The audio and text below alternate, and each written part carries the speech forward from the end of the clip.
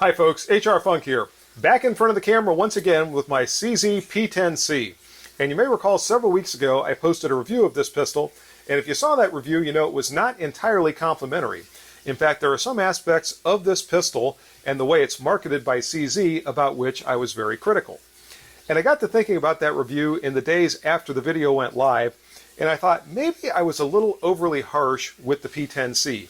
After all, it was 100% reliable and continues to be to this day. I have never had a malfunction of any sort with the P10C.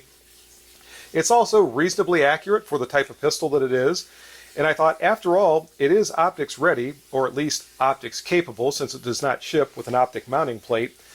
And I thought maybe I should go ahead and mount an optic to this pistol and take it back to the range and shoot it through those drills again. And after getting a little bit more familiar with it, and having some more rounds run through the pistol to break it in a little bit more and see if my opinion of this pistol improves. So I started through the process to go ahead and mount an optic, and as I mentioned when I did my initial review, CZ was out of stock for all of their optics mounting plates, so I had to wait several weeks until they were back in stock. And in fact, I got the announcement early in the morning. I wasn't even out of bed yet. I just happened to hear my phone receive a message, and I looked at it and it was an announcement that CZ had those plates back in stock, and I got out of bed that moment and ordered this plate so they wouldn't be out of stock later on when I did get around to ordering it. So $53 later with shipping and tax, I had the optics plate on the way and was able to avail myself of the privilege of mounting an optic to the P10C. I also needed an optic, and that's where my friends at Optics Planet came in, and they were good enough to provide me with a HS507C sight. So I had that on the way, and I waited for a little while until everything arrived, and yesterday I finally got around to actually mounting the sight to this pistol, and then I took it back to the range. So in this video I'm going to tell you about my experience now, having gone back out with the optic mounted to the pistol, and what my opinion is of it at this point. So as I said yesterday, I mounted up the optic to the P10C, and I didn't take any video of that, partially because YouTube is so strange about anything. They consider that a modification, and I didn't want to have any issues with that in this video. But it was very straightforward. I simply removed the screws that held the cover on the rear of the slide, removed that, I degreased the screw holes, I degreased the screws, I put the optic plate in place, Loctited the screws that hold the plate to the slide, put the optic on. It fit right on. By the way, the HS507 has the same footprint as the Trigicon RMR, so it takes that same plate. I put it on, again, degreased the screws, and Loctited them in place, and that was really all there was to it. Then I waited several hours for the Loctite to cure before I went out to the range. So as far as mounting, that was very straightforward, very easy. There were no issues whatsoever. I used the screws to mount the optic that came with the mounting plate, figuring that since it was a CZ plate and CZ provided screws and a CZ slide, everything would work well. There were no problems with thread pitch or anything like that, and there were not. The HS507 does come with screws of its own, but I didn't use that, so I can't tell you whether or not they actually work with the CZ mounting plate, but the CZ screws that come with the plate definitely do. One other quick comment on the mounting of the optic to the slide. CZ recommends a torque on the screws that hold the plate to the slide of 15 inch-pounds, and Holosun recommends a torque on the screws that hold the optic to the plate of 12 to 15 inch-pounds.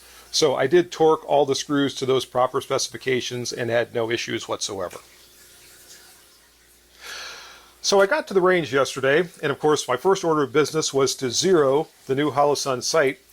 And the range that I went to is not the one you normally see me shooting on in the videos. And with the way that particular range is set up and some of the things that were going on there, I ended up having to zero the sight at 25 yards because that's where the benches are set up on this particular range, and that was the distance to the backstop, or to the target stand rather. And that was just what I had to do. Now, I do not like a 25-yard zero on this type of a pistol, so I knew I was going to change that when I got to closer distances. And I also knew I was going to have quite a bit more offset deviation with the point of impact and point of aim because of that zero at 25 yards. So you'll see in some of the videos, particularly when I get into the failure drills and things like that, that I'm hitting low and I was adjusting my sight as I went, trying to get that proper point of aim, point of impact. But even so, and I'll mention this now and I'll talk about it more as I go on through the video, I tended to notice a lot more offset with this sight than I've noticed with other optics that I've used, specifically my Loophole Delta Point Pro and the Hilux TD3C that you've seen in prior videos. I have not noticed the degree of offset with those that I was noticing with this sight, even though I was adjusting it as I went. And I'm going to talk about that. I think I've figured out some reasons that I was seeing some of the things that I was seeing, but I don't think I've completely figured that out yet. So after I was through zeroing the pistol, I started through my typical handgun testing battery, or at least portions of it that I used in the previous video, and I started things off with my 7-yard slow fire accuracy test. And when I started to shoot the pistol, much as I expected, I was hitting low from that distance of 7 yards. Again, the pistol was zeroed at that point at 25 yards. And even so, as I was shooting it, I was getting some vertical stringing in my group. I think my first three shots or so were in a pretty tight cluster, and then I started to string them vertically. And again, I was noticing the trigger on this pistol and that tendency to get the creep. It would arrive at the point where it would stop, and as I would squeeze beyond the wall, as everyone likes to refer to it, I would get that creep and then kind of an indistinct break. Again, I think that is due to the fact that there is some cocking action going on of the striker with the last portion of that trigger pull, and it just doesn't make for a clean break when you're shooting, and it doesn't do anything to help you out when you're trying to shoot very accurate shots like I was in that accuracy test. So I fired the first 5 shots, and I thought, all right, let's try that again. Let's do a redo. So I did make an elevation adjustment. I tried to bring it up some, and I shot another slow fire 5-shot accuracy test. And that time, my last shot, shot number 5, was not a good shot. I knew when the trigger broke that I basically kind of jerked that one a little bit, and it went low. The other 4 are still lower than my point of aim because I was trying to hold the center dot of the 507C right in the center of that bullseye. And I was still hitting about 6 o'clock right below the bullseye, but 4 out of the 5 shots were pretty good. And they're in about 1.5 inches from that distance, which is right around the same accuracy I was getting with this pistol with the iron sights when I did that same exact test. Again, if the trigger had a better break, I think the group would be smaller. But for defensive use, that's okay. I'm not getting too worked up about the accuracy of the P10C. Again, it's not bad. It's not match grade accurate, but it's not bad, and it's certainly good enough for the intended use of this pistol. So after the second slow fire accuracy test, I made another elevation adjustment, and rather than go back to 50 feet like I normally do in the video, since I was already set up at 7 yards, I decided to go ahead and do my failure drills from there. And the first time through, and I'll go ahead and let you watch the video, the first time through, you'll notice that I'm still hitting low from that distance of 7 yards. So I still hadn't quite gotten the elevation to the point where it needed to be able to get reasonable shots on target from that distance of 7 yards. So I finished the first 3 failure drills, then I made another elevation adjustment, then I shot the drills again, and you'll see that here.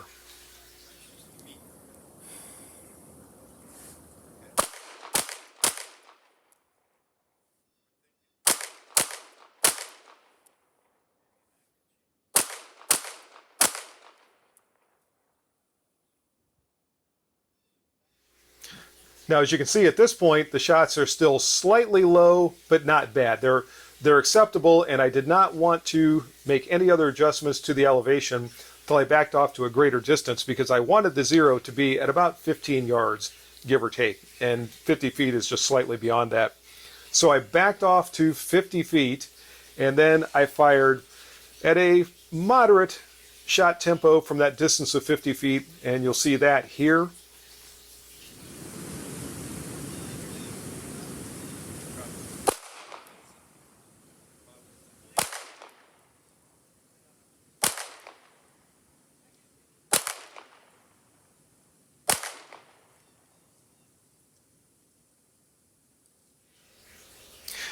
And as you saw, that group looked very good at 50 feet. In fact, I had a nice tight group firing at that medium shot tempo, and it was right on point of aim, point of impact, so I was feeling very good. I didn't think there was any need to make any more adjustments to the sight.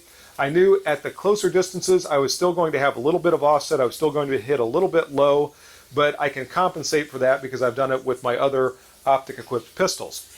So now I moved back up to 7 yards, and I got things set up for my multiple adversary drill, and this is where I started to run into some issues and where I really started to get a little bit discouraged while I was shooting. Now, one thing I need to mention, I should have mentioned this all the way back when I was talking about the accuracy drills that I was doing when I very first started to shoot, and that is the fact that the snow on the range yesterday had the consistency of partially set concrete, if you can imagine that.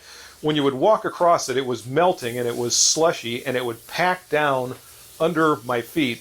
And of course, it didn't pack down nice and level, so I would have one heel higher than the other, or I'd be a little higher on one leg than the other, or whatever. I would try to actually dig my feet into a little bit and get into a little bit more of a solid shooting stance when I was shooting, but it still had a very adverse effect on my balance. And I think that might have been playing into some of the issues that I was having yesterday. I don't think it totally explains everything, and definitely not what I'm going to be getting into next.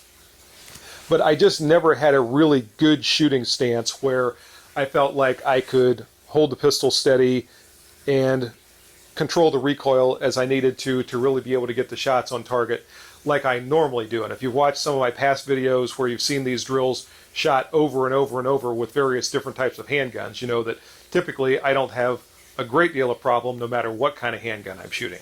So anyway, I moved back up to 7 yards to start getting ready for the multiple adversary drills.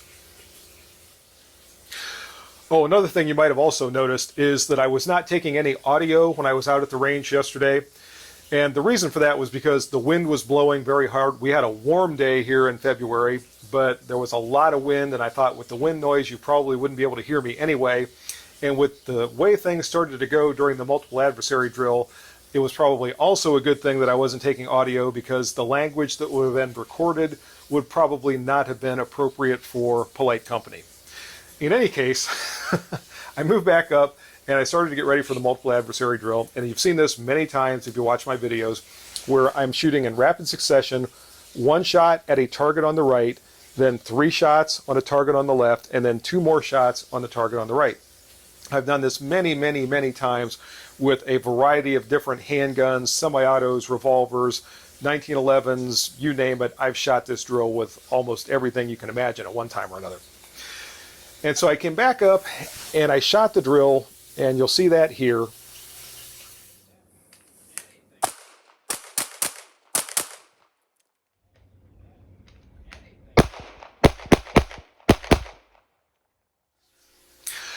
So as you saw, the group on the target on the right was pretty good. They were all pretty well centered right around the heart area of the target, but the shots on the target on the left were spread out a little bit more, and what really caught my attention is I had one shot that went over the right shoulder of the target, which is very, very unusual for me when I shoot this drill with any handgun to have a shot completely off the silhouette. And this triggered a memory, and the last time I had that happen was shooting this exact same pistol in that exact same drill when I was shooting it with the iron sights, only in that one I put a shot over the shoulder on the target on the right. And in both instances, it was the 3rd shot that I fired, or the final shot that I fired on that target. And I started thinking, is this me? Is it something with me that I'm doing when I shoot this drill with this pistol? Is it something to do with the pistol itself? Does it have something to do with the sight? Although, as I said, I was shooting it with iron sights the first time I shot the drill, and this time through I had the optic on. So I ended up shooting that drill several more times while I was out at the range. In fact, I put 100 rounds through this pistol yesterday when I was shooting, and most of those were firing that failure drill over and over and over again. And I finally got to the final time that I ran it. Excuse me, I said failure drill a minute ago. I meant multiple adversary drill. Fired the multiple adversary drill over and over and over again. And I finally got to the last one, and that was the best one of the bunch overall. And The 3 shots in the target on the right, excuse me, target on the left, almost went into the exact same hole. And you can see that here.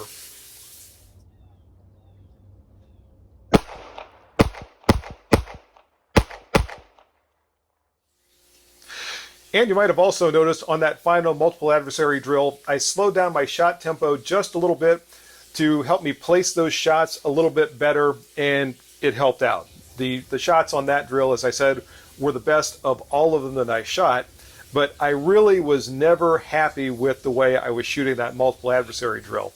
And the thing I like about that drill when I'm doing a handgun evaluation, or in this case a handgun with an optic evaluation, is it requires multiple acquisition and reacquisition of the 2 targets. Obviously you have to acquire the first target when you first come up, then you acquire the second target, reacquire the first target, so you're moving back and forth constantly as you're shooting. So you've got the recoil characteristics of the pistol, you've got the characteristics of the sight, and the pointing characteristics of the pistol all coming into play on that drill. That's why I like to use it so much. And again, I was just never happy with it, and still wasn't sure if it was just me, if I was having an off day, or what was going on, but I just wasn't happy. Even so, I moved on to the tack shot. I loaded the pistol up with 3 shots, backed off to 7 yards, and here was what my tack shot looked like.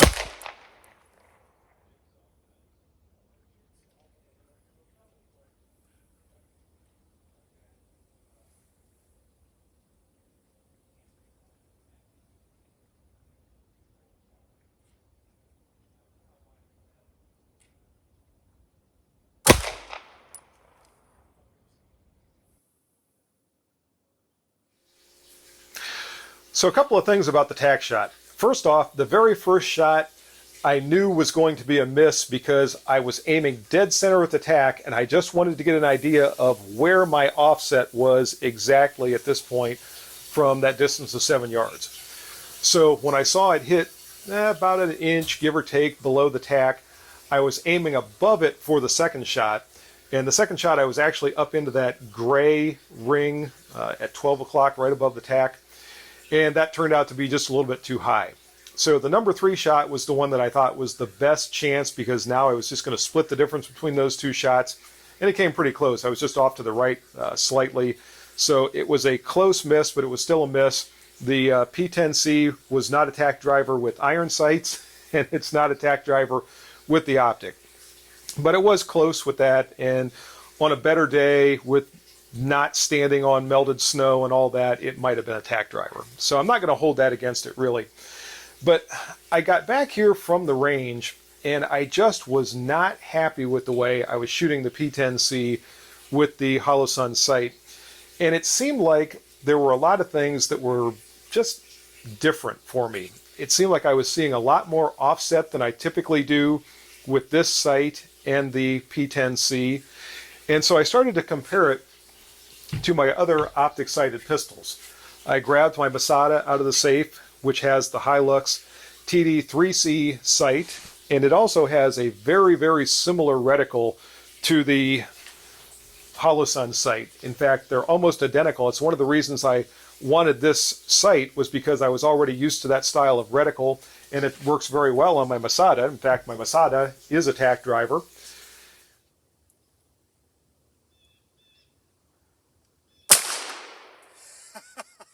Yes, the TD3C on the Masada is a tack driver.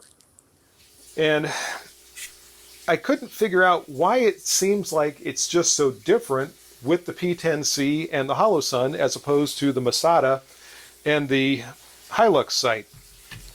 I also grabbed the first pistol that I ever had an optic on, my M&P 40L with the Leupold Delta Point Pro, and started to look at that.